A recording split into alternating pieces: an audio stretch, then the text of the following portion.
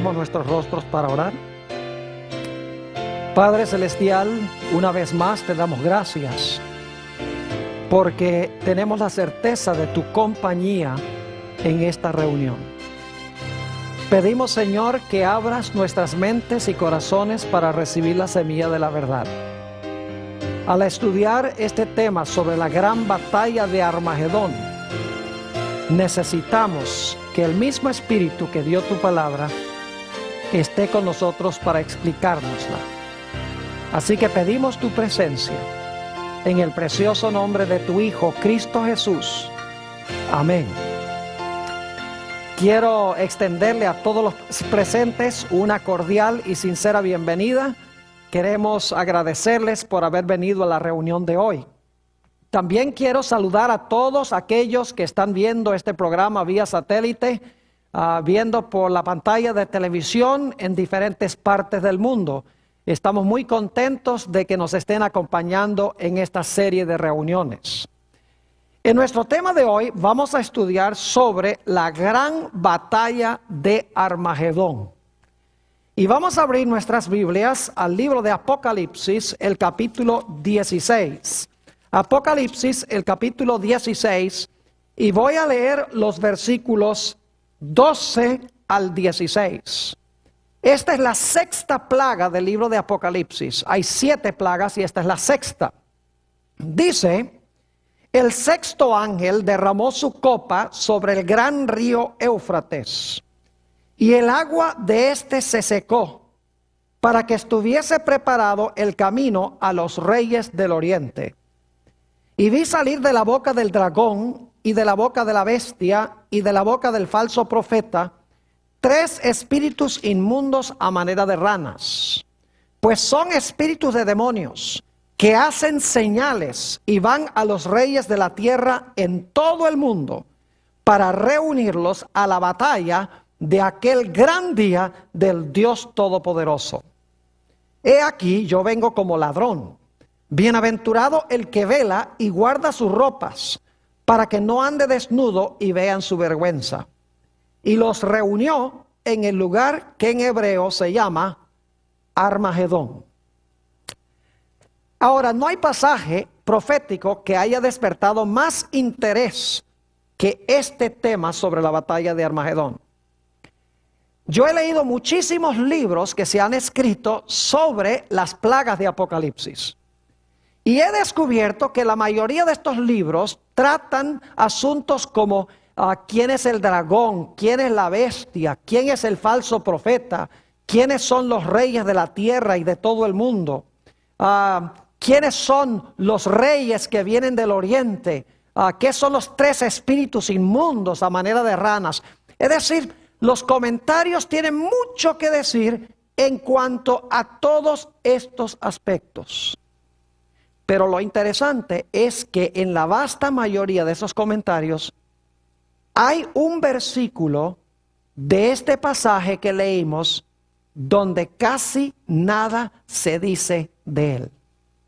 Y creo que es el versículo más importante en este pasaje sobre Armagedón, porque nos demuestra que va a haber 2 grupos de personas en la batalla de Armagedón. ¿Y qué es lo que determina que usted va a estar en un grupo o que vaya a estar en el otro grupo? ¿A qué me refiero? ¿Cuál versículo? Apocalipsis 16 y el versículo 15. Como que se pierde este versículo en los comentarios y en los artículos que han sido escritos sobre la batalla de Armagedón. Dice allí: he aquí, está hablando Jesús, he aquí yo vengo como ladrón. Bienaventurado el que vela y guarda sus ropas, para que no ande desnudo y vean su vergüenza. Interesante versículo. ¿Saben lo extraordinario de este versículo? Es que es el único lugar en Apocalipsis donde Jesús habla entre el capítulo 3 y el capítulo 21. Es el único lugar directo a donde habla Jesús entre el capítulo 3 y el capítulo 21. Si ustedes tienen una edición de la Biblia que tiene las palabras de Jesús en rojo, se van a dar cuenta de eso. Es interesantísimo entonces notar que este es el único versículo entre el capítulo 3 y el capítulo 21 donde habla Jesús. Quiere decir que es algo de suprema importancia. Notemos los elementos claves. Habla de ropas, habla de desnudez y habla de vergüenza. ¿A dónde necesitamos nosotros regresar para entender este versículo tan importante de la Biblia? Tenemos que regresar a Génesis, el capítulo 2 y el capítulo 3. Porque ahí es que por primera vez encontramos las ideas de ropas, desnudez y vergüenza. Es decir, para entender Apocalipsis 16:15 necesitamos entender en primer lugar Génesis 2 y 3. Ahora, lo primero que quiero que notemos al regresar a Génesis es el hecho de que Dios, y esto lo hemos estudiado muchas veces, no necesariamente vamos a leer todos los versículos, pero notamos que Dios colocó un árbol en el huerto del Edén y le dijo al hombre que no comiera de ese árbol. Hemos estudiado que encerrado en ese único mandamiento se encontraban todos los 10 mandamientos de la ley de Dios. Es decir, que cuando se violaba ese mandato de Dios de no comer del árbol, el hombre iba a estar violando todos los 10 mandamientos de la ley de Dios. Iba a deshonrar a su padre, iba a codiciar la posición de Dios, iba a quererse hacerse Dios, iba a traer la muerte, es decir, iba a matar, iba a cometer adulterio, porque en vez de escoger a Dios como su esposo, estaría escogiendo a la serpiente. Es decir, todos los mandamientos estaban encerrados en ese único mandamiento. Así que Dios le dijo al hombre: obedece solamente a tu Creador, guarda el mandamiento que yo he dado, a donde estaban encerrados todos los 10 mandamientos. En realidad, en Génesis 2 y el versículo 15 al 17 encontramos esas palabras. Tomó pues Jehová Dios al hombre y le puso en el huerto de Edén para que lo labrara y lo guardase. Y mandó Jehová Dios al hombre diciendo: de todo árbol del huerto podrás comer, mas del árbol de la ciencia del bien y del mal no comerás, porque el día que de él comieres ciertamente morirás. Dios dice: si desobedeces mi ley, el resultado es que vas a morir. Ahora quiero que notemos la condición original del hombre antes de que desobedeciera a Dios. Noten Génesis, el capítulo 2 y el versículo 25. Vamos a estudiar la condición del hombre en su estado de inocencia, su estado de perfección y santidad, antes de que transgrediera la ley de Dios. Dice en Génesis, el capítulo 2 y el versículo 25, lo siguiente, hablando de Adán y Eva. Y estaban ambos desnudos, Adán y su mujer, y no se avergonzaban. ¿Ven la conexión con Apocalipsis 16:15? Dice que estaban desnudos y no sé qué, y no se avergonzaban. Ahora, debo decirles que estaban desnudos en lo que respecta a vestiduras humanas. Es decir, ellos no tenían vestiduras de seda, ni de lino, ni de gabardina, ni nada de eso. Pero no significa que no estaban vestidos. No estaban vestidos con vestiduras humanas artificiales, pero sí estaban vestidos. Ahora ustedes dicen, ¿de qué estaban vestidos? La respuesta es que estaban vestidos de una luz gloriosa de Dios. Ahora hay muchos textos que podríamos leer. Les voy a mencionar algunos y luego vamos a leer uno específicamente. En Génesis, el capítulo 2 y el versículo 25, como hemos visto, Dios dice que el hombre estaba desnudo. Pero lo interesante es que en el Salmo 8 y el versículo 5 y 6, se nos dice que cuando Dios hizo al hombre, lo cubrió o lo coronó de gloria y de lustre. Es decir, Dios coronó al hombre con gloria, con la gloriosa luz de Dios. Por eso dice que cuando el hombre pecó, quedó destituido ¿de qué? De la gloria de Dios. Tenemos en Apocalipsis 12:1 otro ejemplo. donde habla de una mujer que representa la verdadera iglesia. Está vestida de blanco, pero las vestiduras blancas, dice Apocalipsis, que son las vestiduras del sol. Es decir, sus vestiduras son blancas, pero es la luz del sol la que la viste.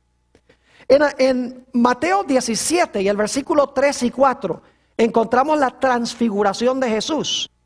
Y dice que los mantos de Jesús le brillaban como la luz del sol. Es decir, cuando la Biblia dice que los ángeles, que Dios, que el hombre originalmente tenía vestiduras blancas, en realidad esas vestiduras blancas eran vestiduras ¿de qué? Vestiduras de luz. Y saben que cuando la Biblia dice que Dios está vestido de blanco, también quiere decir que está vestido con luz. Este texto yo lo quiero leer, el Salmo 104 y los versículos 1 y 2. Salmo 104 y los versículos 1 y 2, para que ustedes se den cuenta que cuando la Biblia dice que Dios está vestido de blanco, en realidad está vestido de luz. Dice allí, en el Salmo 104, 1 y 2, bendice alma mía a Jehová. Jehová, Dios mío, mucho te has engrandecido. Te has vestido de gloria y de magnificencia. Ahora escuchen esto. El que se cubre ¿de qué? De luz como de vestidura, que extiende los cielos como una cortina. ¿De qué está vestido Dios según esto? Dios está vestido de luz. Y así era con Adán y Eva.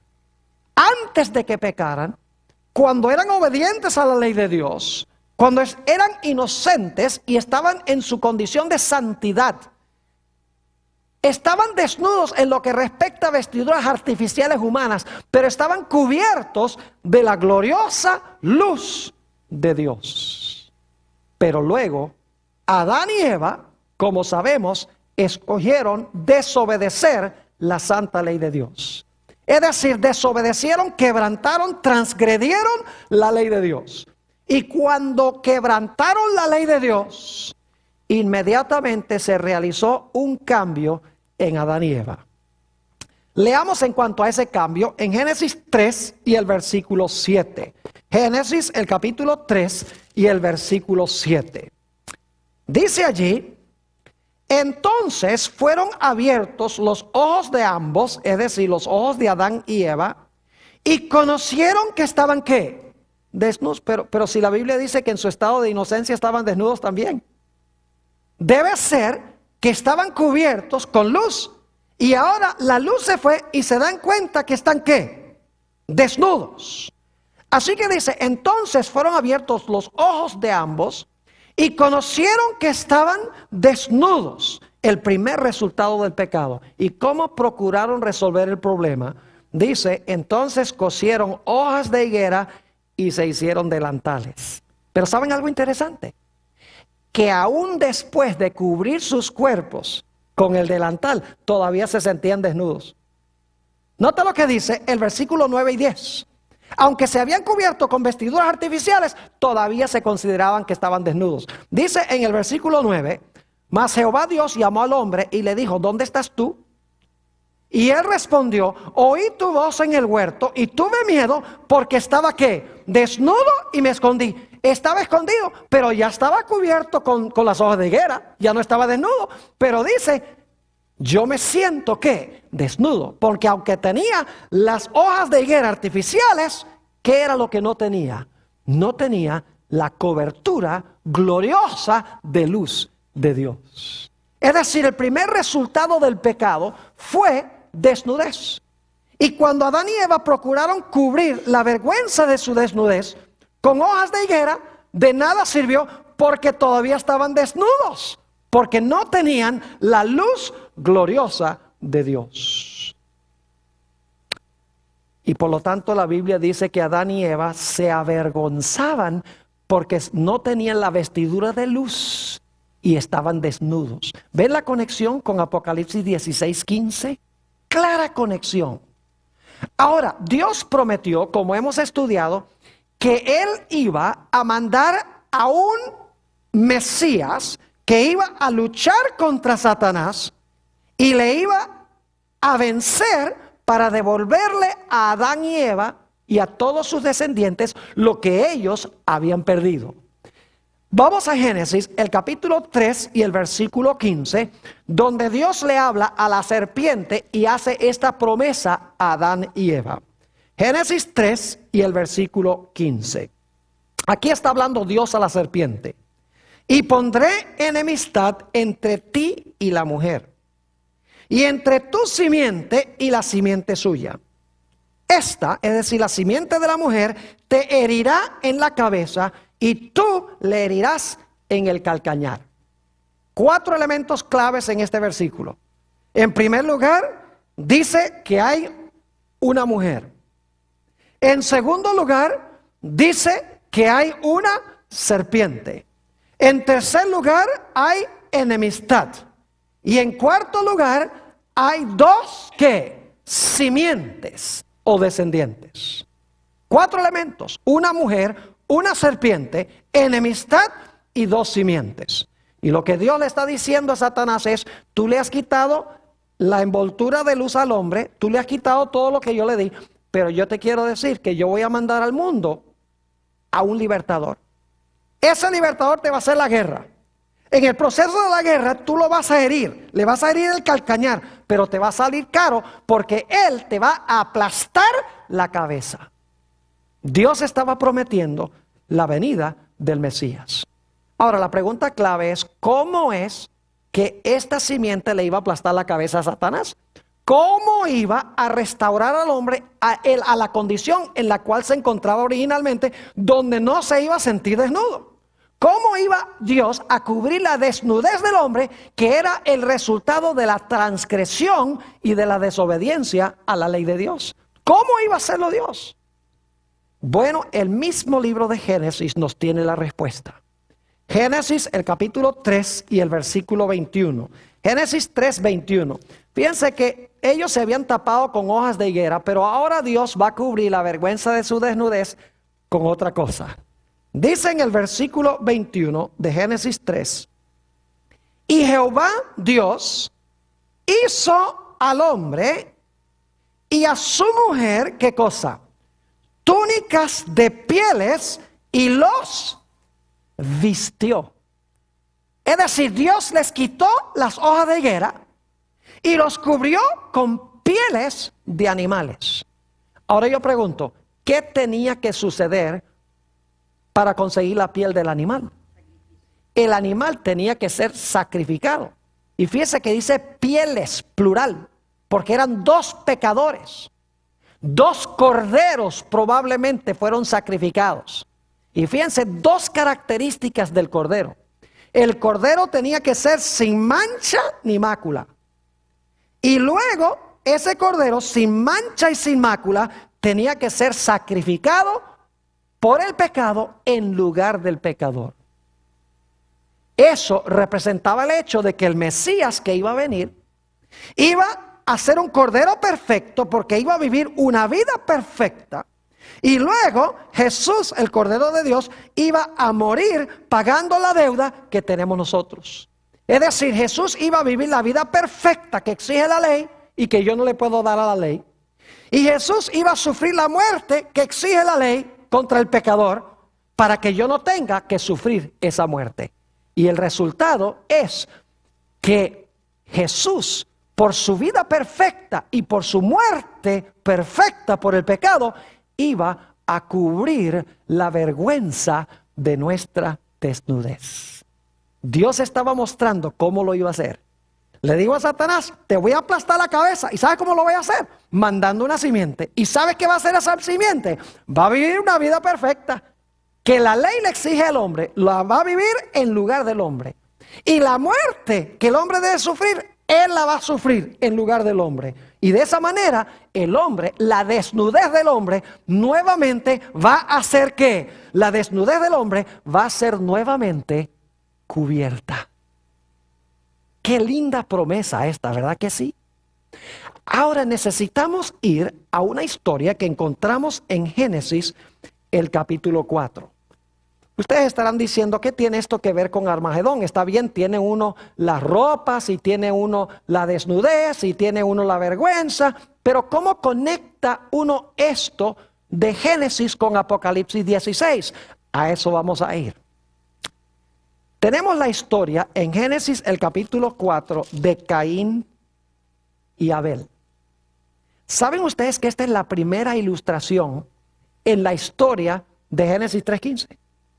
Porque en esta historia tenemos los mismos elementos que en Génesis 3:15.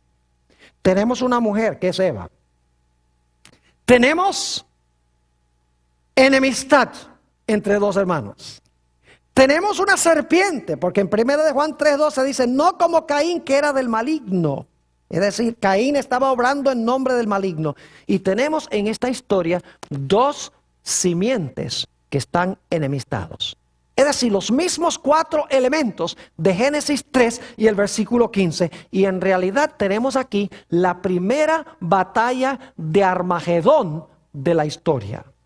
Vayan conmigo a Génesis, el capítulo 4, y vamos a analizar esta historia punto por punto. Génesis 4 y el versículo 1 y también el versículo 2. Yo quiero preguntarles, ¿ustedes creen que Caín y Abel sabían que era necesario sacrificar animales?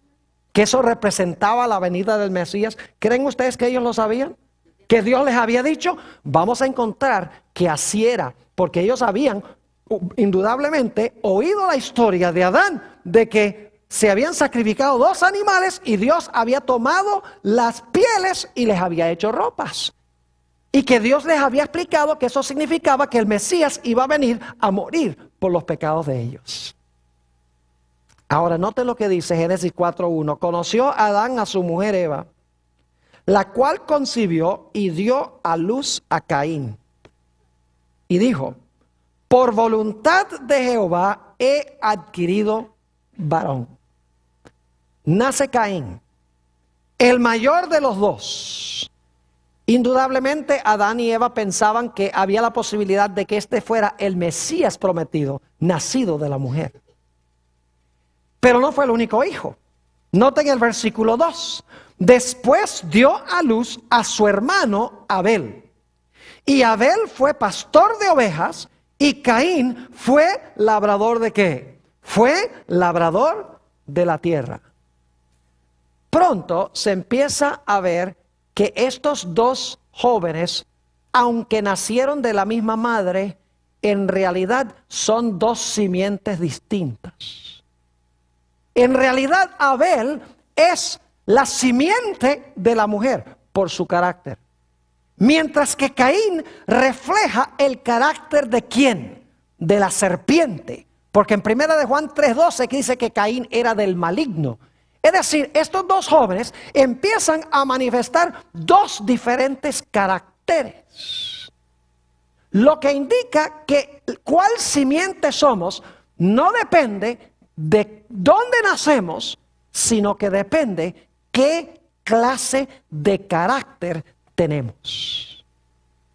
No es dónde nacemos, ni de quién nacemos, ni cómo nacemos, sino qué escogemos hacer con nuestra vida, lo que determina de quién somos simiente.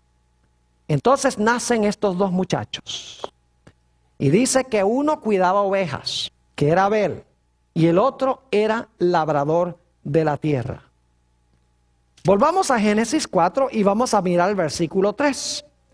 Y aconteció andando el tiempo, ahora escuchen esto, que Caín trajo del fruto de la tierra una ofrenda ¿a quién?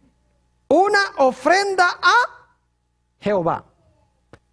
Yo pregunto, ¿es eso lo que Dios había pedido? ¿Qué había pedido Dios? Dios había pedido que se trajese un ¿qué? Un animal. Que se sacrificase el animal. ¿Estaba Caín desobedeciendo a Jehová? Claro que sí. ¿Estaba adorando a Jehová como él quería en vez de adorar a Jehová como Dios había mandado? Claro que sí. Él dice, Dios dice que yo traiga un cordero, pues yo lo que voy a traer, yo soy agricultor, yo voy a traer es los frutos de la tierra. Es decir, desobedece a Dios y viene a adorar a Jehová como él quiso, no como Dios mandó. Empezamos a distinguir qué clase de carácter tenía Caín. Era desobediente a los mandatos de Dios y adoraba a Dios como él quería, no como Dios había mandado. Y alguno dice, pastor, ¿usted cree que Caín sabía que él tenía que traer un animal y desobedeció a Jehová de todas maneras? Claro que sí. Déjeme compartirles las razones. Y no vamos a leer los versículos todos, porque no hay el tiempo, pero se los voy a mencionar. En Génesis 3:21 se nos dice que se habían sacrificado 2 animales para cubrir la vergüenza de la desnudez de Adán y Eva. No cabe duda alguna de que Caín y Abel habían escuchado la historia de cómo Dios había cubierto la desnudez de Adán y Eva. Además de eso, en Santiago 4 y el versículo 17, escuchen bien, dice, el pecado está en el que sabe hacer lo bueno y no lo hace. Santiago 4:17, el pecado está en el que sabe hacer lo bueno y no lo hace. Ahora yo pregunto, ¿Caín pecó? Note lo que dice en Génesis 4 y el versículo 7. Génesis el capítulo 4 y el versículo 7. Dios le dice a Caín, si bien hicieres, no serás enaltecido. Y si no hicieres bien, el pecado está a la ¿qué? A la puerta. ¿Qué es el pecado? Transgresión de la ley. Pero el pecado también está en el que sabe hacer lo bueno y no lo hace. ¿Está diciéndole Dios aquí a Caín que está en peligro de cometer pecado? Claro que sí. Pero para cometer pecado, él tiene que saber lo que es bueno y no hacerlo. Porque una de las definiciones del pecado es el que sabe hacer lo bueno y ¿qué? Y no lo hace. Ahora, algunos eruditos dicen que Dios no aceptó el sacrificio de Caín porque Caín tenía una mala actitud. No era el sacrificio en sí, sino que era una mala actitud de Caín. Eso no es lo que dice la Biblia. En Hebreos el capítulo 11 y el versículo 4, se nos dice que Abel ofreció más excelente sacrificio que Caín. ¿Están escuchando lo que dije? No era su actitud, era el sacrificio que trajo, que era superior. Hebreos 11 y el versículo 4.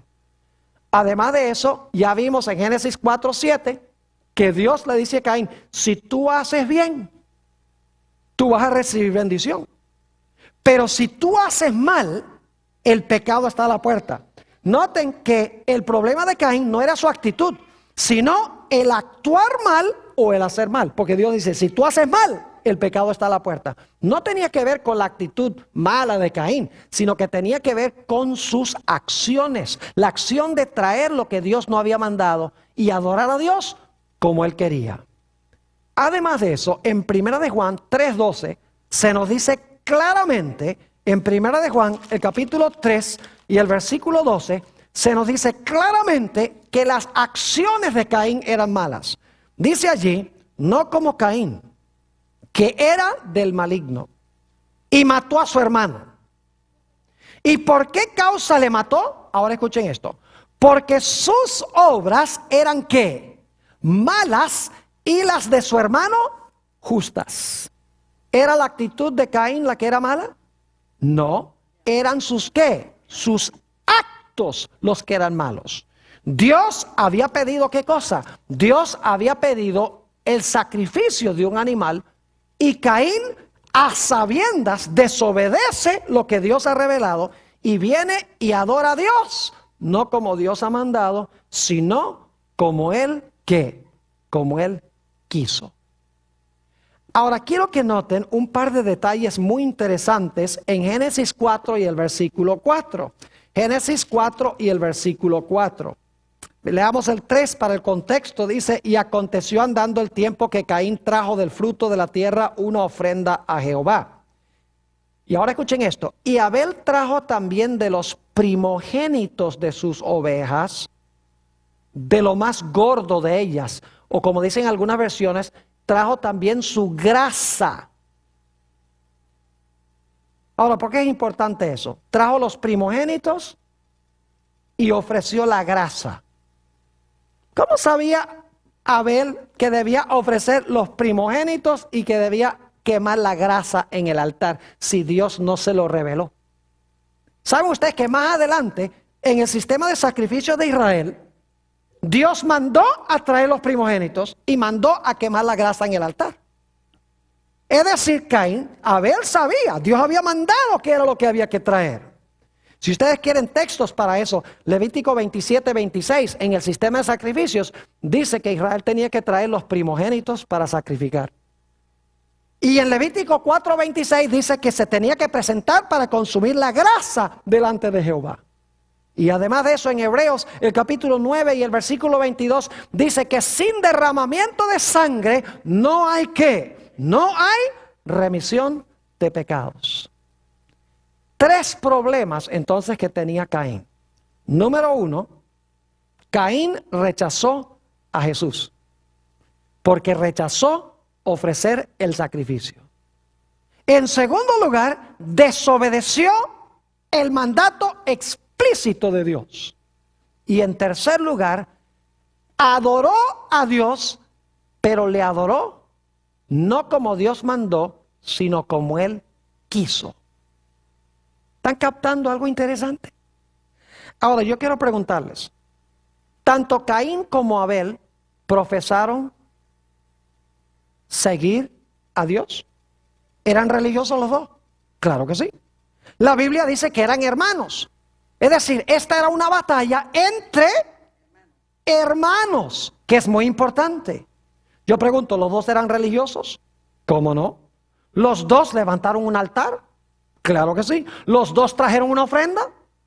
¿Los dos profesaban ser religiosos y adorar a Jehová? ¿Cómo no? ¿Dónde radicaba la diferencia entre Caín y Abel? Muy sencillo. Abel obedeció el mandato de Dios y adoró como Dios dijo. Dios dijo, trae un animal, y Abel trajo el animal. Pero Caín desobedeció el mandato explícito de Dios y adoró a Dios no como Dios mandó, sino como él quería. ¿Será posible que en los últimos días esas van a ser las características que van a distinguir a los dos grupos en el planeta Tierra? ¿Será que al final de la historia va a haber también dos grupos de personas religiosas que profesan adorar a Jehová, que son hermanos, pero que un grupo obedece a Dios y adora a Dios como Dios mandó, mientras que el otro grupo desobedece el mandato explícito de Dios y adora a Dios como quiere? Más adelante en el tema vamos a hablar un poco más de eso.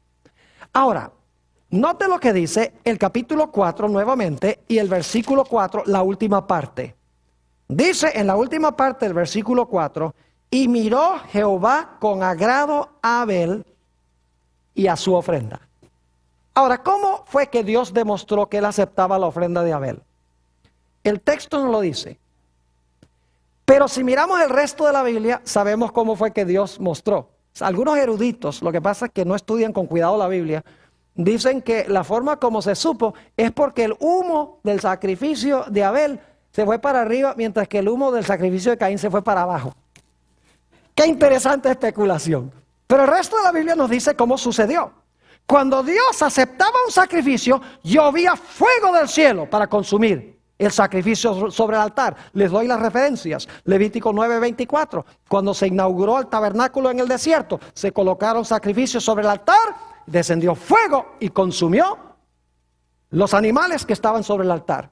Segunda de Crónicas 7:1. Cuando Salomón inauguró el templo, puso también sobre el altar sacrificios y llovió fuego del cielo y consumió los sacrificios. En Primera de Crónicas 21:26, David invocó el nombre de Jehová. Habiendo sacrificado el animal, cayó fuego del cielo y consumió el sacrificio. Y ustedes saben que en los días de Elías sacrificó varios animales, los colocó sobre el altar. Primera de Reyes 18, 37 y 38. Y dice que Dios aceptó el sacrificio, lloviendo, ¿qué cosa? Fuego del cielo para consumir el sacrificio. Es decir, Dios sobre el sacrificio del obediente mandó fuego que consumió el sacrificio. Y el sacrificio de Caín, ni una chispa. Y claro, la Biblia nos dice que hubo una reacción de parte del desobediente y el falso adorador. El que profesaba seguir a Jehová, a Jesús, pero el que en realidad lo estaba rechazando por sus acciones. Note lo que dice Génesis 4 y el versículo 5. Génesis 4 y el versículo 5. Dice, pero no miró con agrado a Caín y a la ofrenda suya. Y ahora escuchen. Y se ensañó Caín en gran manera y decayó su semblante. Es decir, puso la cara larga, por usar una expresión que conocemos muy bien. Estaba furioso. Estaba furioso con su hermano y estaba furioso ¿con quién? Estaba furioso con Dios porque no había recibido la bendición de Dios. ¿Será posible que en los últimos días los hijos de Dios van a ser bendecidos, su pan va a ser seguro, su agua va a estar segura, mientras que los que rechazan la verdadera adoración y quebrantan los mandamientos de Dios van a estar padeciendo hambre y sed? ¿Y eso va a ensañar a esa gente contra Dios y contra el remanente final? Obviamente que sí. Así que se enfurece. Y luego Dios trata de razonar con Caín, como trata de razonar con aquellos hoy que adoran a Dios como les conviene, que desobedecen a Dios, revelándoles la verdad y tratando de decirles, mire, si ustedes sencillamente hacen lo que yo digo, no va a haber problemas. Voy a bendecir el sacrificio de ustedes también. Noten Génesis el capítulo 4 y el versículo 6. Entonces Jehová dijo a Caín, ¿por qué te has ensañado? ¿Y por qué ha decaído tu semblante? Si bien hicieres, no serás enaltecido. Y si no hicieres bien, el pecado está a la puerta. Con todo esto, a ti será su deseo y tú te enseñorearás de él. En realidad lo que está diciendo es que el pecado tiene ganas de entrar para enseñorearse de ti. Pero tú debes dominar el pecado haciendo el bien. Pero Dios, al razonar con Caín, no pudo persuadirlo ni convencerlo. Caín no estaba arrepentido. Se volvió altanero contra Dios. Y dice que Caín hizo algo terrible. Se desquitó con Dios matando a su hermano. Noten Génesis, el capítulo 4 y el versículo 8. Y dijo Caín a su hermano Abel, salgamos al campo. Es decir, Caín y Abel ahora hablan. Me imagino que Abel le habrá dicho a su hermano, mira, si tú ofreces el sacrificio que Dios mandó, Dios te va a bendecir a ti también. Si tú adoras a Dios como Dios ha mandado, todo te va a ir bien. Y Caín dice, ¿quién eres tú para enseñarme a mí? Si yo soy tu hermano mayor, tú tienes que escuchar en lo que yo digo. Yo no tengo que escucharte a ti. Y dice ahí en Génesis, el capítulo 4 y el versículo 8, que algo terrible sucedió. Y dijo Caín a su hermano Abel, salgamos al campo. Y aconteció que estando ellos en el campo, Caín se levantó contra su hermano Abel. ¿Y qué hizo? Y le mató. Un hermano matando al otro hermano. El obediente que adoraba a Dios como Dios mandó, siendo muerto por el desobediente que adoró a Dios como él quiso. Están viendo que el punto de contención aquí es ¿qué cosa? Es adoración. Es la obediencia o desobediencia a los mandamientos de Dios. Nada tiene que ver con el petróleo del Medio Oriente. Nada tiene que ver con árabes contra judíos. Yo pregunto, ¿hay árabes buenos y malos? ¿Y hay judíos malos y buenos también? Entonces, si usted dice que la guerra final es entre árabes y judíos, usted está diciendo que es una guerra de buenos y malos contra buenos y malos. La Biblia indica que la primera batalla fue una batalla entre dos diferentes caracteres. Uno obediente que adoró como Dios mandó y el otro desobediente que adoró como él quiso, no como Dios mandó. ¿Están entendiendo lo que estoy diciendo? Es decir, que la batalla tenía que ver con obediencia y desobediencia. Y escuchen bien, Es interesante que 7 veces ahí en Génesis 4 se usa la palabra hermano para describir la relación entre Caín y Abel. Note lo que dice en Génesis, el capítulo 4 y el versículo 9 y 10. 4, 9 y 10. Dice allí, y Jehová dijo a Caín, ¿dónde está Abel tu hermano? Y él respondió, no sé, ¿soy yo acaso guarda de mi hermano? Altanero, ¿verdad? No estaba arrepentido de haber matado a su hermano. Versículo 10. Y él le dijo, ¿qué has hecho? Ahora escuchen bien. La voz de la sangre de tu hermano clama a mí ¿desde dónde? Clama a mí desde la tierra. Ahora, ¿qué significa eso? Que la voz de la sangre de tu hermano clama a mí desde la tierra. Yo pregunto, ¿se había cometido una gran injusticia? ¿Quién era el bueno aquí? ¿Caín era el bueno o Abel era el bueno? Abel era el bueno. Y sin embargo, el bueno muere y el malo vive. ¿Era necesario rectificar esta situación? Claro que sí. ¿Era necesario que se le hiciera justicia?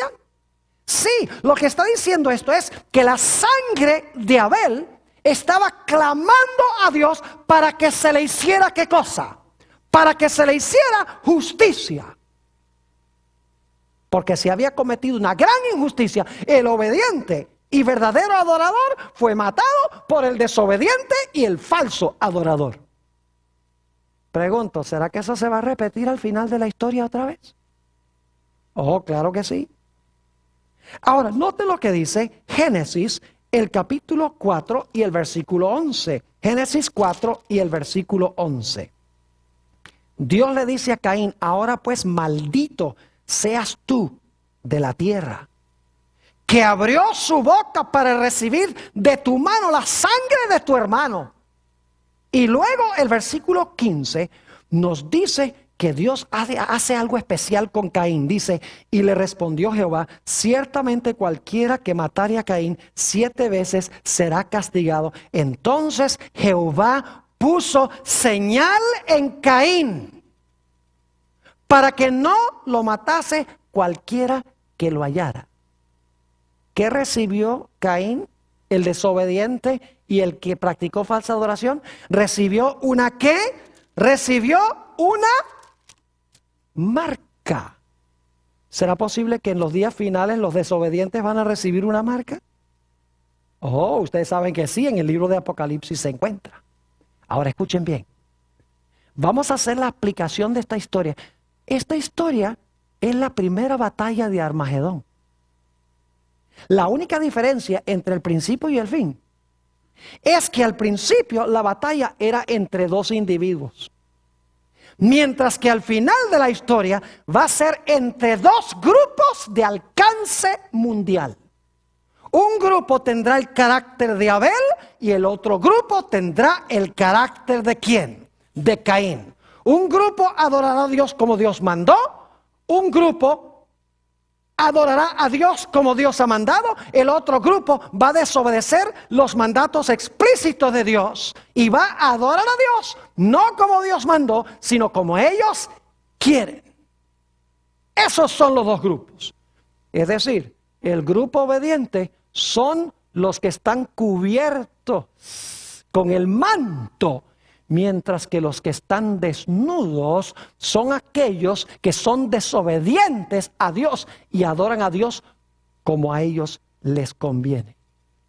¿Saben ustedes que en el libro de Apocalipsis hay interesantes contrastes? Por ejemplo, en Apocalipsis tenemos 2 trinidades. Yo no sé si ustedes sabían eso. Hay 2 trinidades. Está el Padre, el Hijo y el Espíritu Santo en el capítulo 1 y luego está el dragón, la bestia y el falso profeta. Es decir, en Apocalipsis hay 2 trinidades que representan los 2 lados. En Apocalipsis también hay 3 ángeles en cada lado. Porque en el lado de Satanás dice que sale de la boca del dragón y la bestia y el falso profeta 3 espíritus inmundos a manera de ranas. Y los espíritus inmundos son ángeles caídos. Pero Dios también tiene 3 ángeles. Se vieron 3 ángeles volar por en medio del cielo, según Apocalipsis el capítulo 14. El propósito de los mensajes de los 3 ángeles de Dios es reunir a toda la raza humana en el lado de Dios.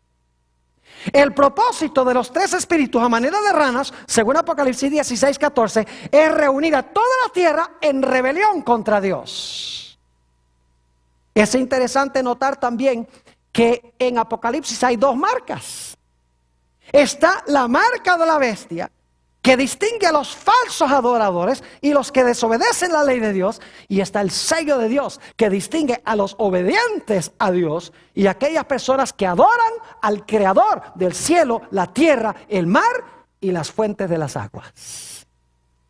Y en Apocalipsis hay 2 grupos que siguen a 2 diferentes líderes. En Apocalipsis 14:1 dice que los fieles siguen al Cordero por donde quiera que va.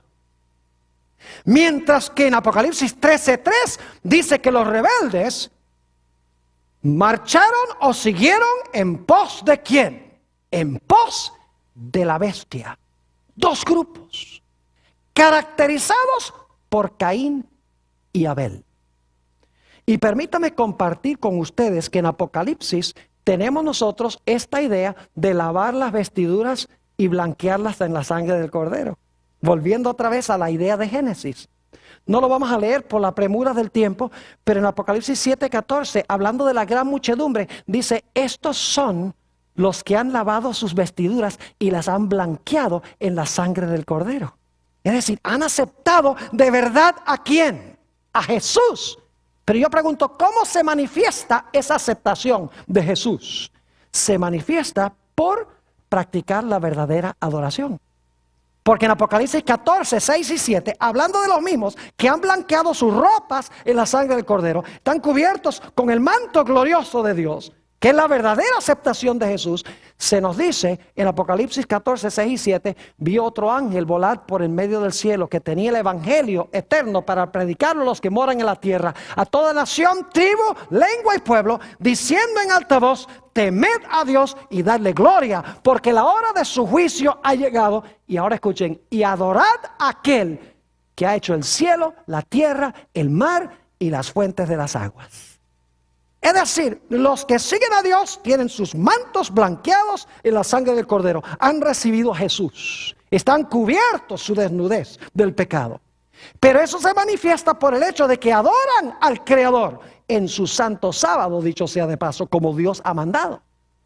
No solo eso, sino que los que siguen a Dios guardan su ley, obedecen sus mandamientos.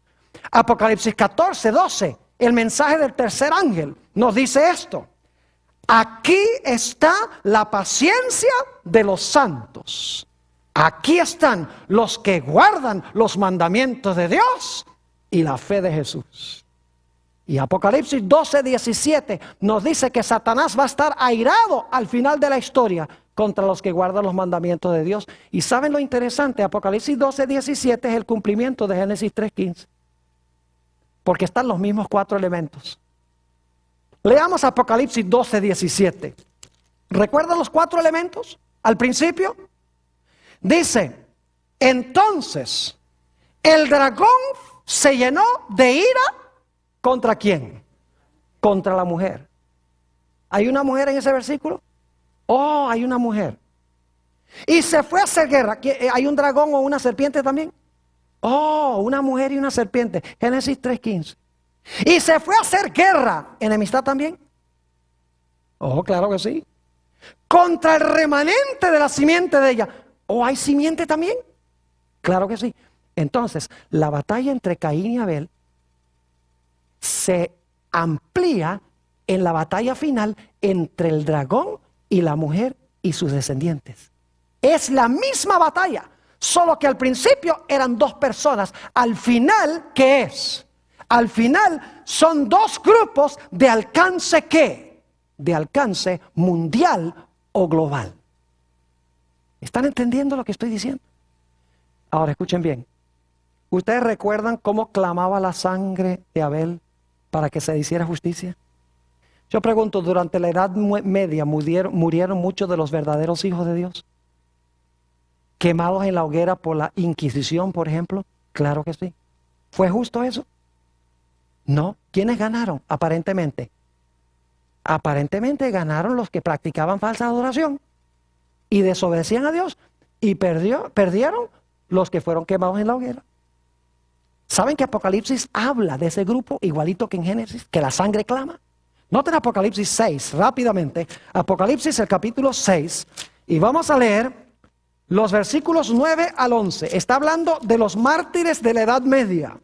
Y dice allí: cuando abrió el quinto sello, vi bajo el altar, porque la sangre se echaba al lado del altar. Levítico 4:7 dice que la sangre de los sacrificios se echaba a la base del altar. Cuando abrió el quinto sello, vi bajo el altar las almas de los que habían sido muertos por causa de la palabra de Dios y por el testimonio que tenían. Y ahora escuchen esto: y clamaban a gran voz. No son ellos los que están clamando en realidad. ¿Qué es lo que está clamando? Si comparamos Génesis, su sangre. El alma es la sangre. El alma es la vida. La vida o el alma está en la sangre. Lo que está clamando es la sangre. Dice: y clamaban a gran voz diciendo: ¿hasta cuándo, Señor santo y verdadero, no juzgas y vengas nuestra sangre en los que moran en la tierra? ¿Es eso lo que pidió Abel? ¿La sangre de Abel? ¿Rogó que se le hiciera justicia? Claro que sí. Pero ahora escuchen, estos son los mártires de la Edad Media. Pero ¿saben que en el futuro va a haber otro grupo de mártires? Los que no van a adorar la bestia, ni su imagen, ni van a recibir la marca, van a ser degollados, según dice Apocalipsis el capítulo 20, por ser fieles a Dios.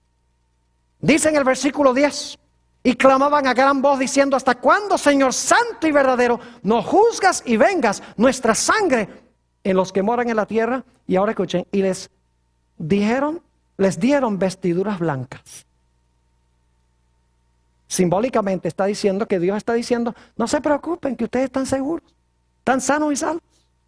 Y se les dijo que descansasen todavía un poco de tiempo. Es decir, tienen que todavía dormir un rato. Y dormir significa que estar ¿qué? Estar muerto. Dicho sea de paso, si están durmiendo no pueden estar clamando. No son ellos los que están clamando. ¿Está clamando qué cosa? La sangre. Y se les dieron vestiduras blancas y se les dijo que descansasen todavía un poco de tiempo hasta que ahora escuchen, hasta que se completara el número de sus consiervos y sus hermanos, que también habían de ser muertos como ellos. Es decir, ese grupo de mártires se dice: descansen, ustedes están seguros, tienen sus vestiduras blancas, dice, pero en el futuro va a haber otro grupo. Cuando se complete el grupo de los mártires, entonces voy a vengar la sangre de todos ustedes a la misma vez. Y la Biblia enseña que se va a hacer resucitándolos ¿de qué? Resucitándolos de los muertos. Quiero preguntarles: ¿será que los rebeldes al final de la historia también van a recibir una marca? Claro, todo esto es coincidencia, ¿verdad? Ustedes saben que no es coincidencia. Génesis es la mejor forma de explicar la batalla de Armagedón. ¿Sobre qué se está peleando? Ahora escuchen. El libro de Apocalipsis dice que sobre los rebeldes que adoran a la bestia y no a Dios, pero aunque profesan adorar a Dios. Los que quebrantan los mandamientos de Dios, en vez de guardar los mandamientos de Dios, van a recibir ¿qué cosa? Van a recibir la marca de la bestia. Y algunos dicen: ay, pero pastor, la marca que se le dio a Caín era una marca de protección, que no lo podían matar. En cambio, la marca de la bestia no es una marca de protección. Sí lo es. Porque dice en la Biblia que cualquiera que tiene la marca de la bestia, no lo van a matar. Los que no reciben la marca de la bestia, puede ser que los vayan a matar. Pero ¿saben lo que es interesante? No importa que lo maten a uno en esta vida. No interesa. Porque en realidad Dios dice: yo te voy a resucitar de los muertos por haber sido fiel.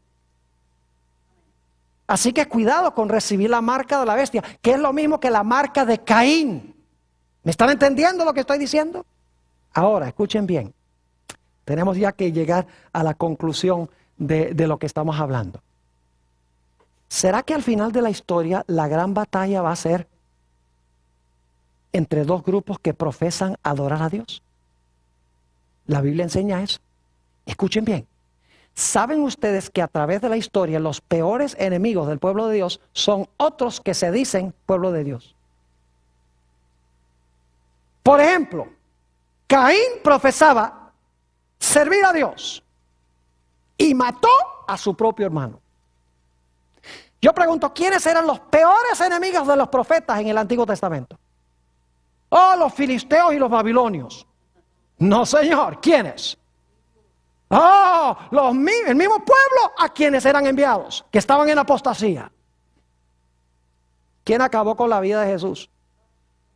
Oh, los romanos odiaban a Jesús. Los romanos no odiaban a Jesús. ¿Quién odiaba a Jesús? El mismo pueblo que vino a salvar. Yo pregunto, ¿quién atacó a la iglesia verdadera durante los 1260 años? Fue una iglesia que profesaba ser ¿qué? Cristiana.